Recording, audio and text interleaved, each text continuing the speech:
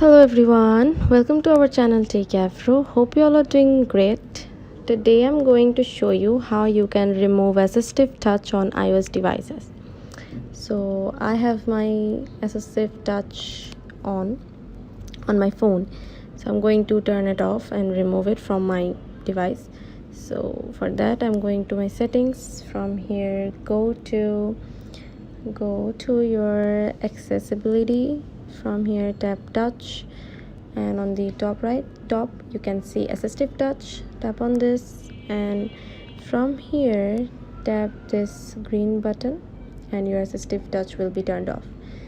This is how you can remove assistive touch on your iOS devices. So thanks for watching. Hope this video helps you. Don't forget to subscribe to our channel and don't forget to hit the bell icon button. See you in the next video. Bye bye.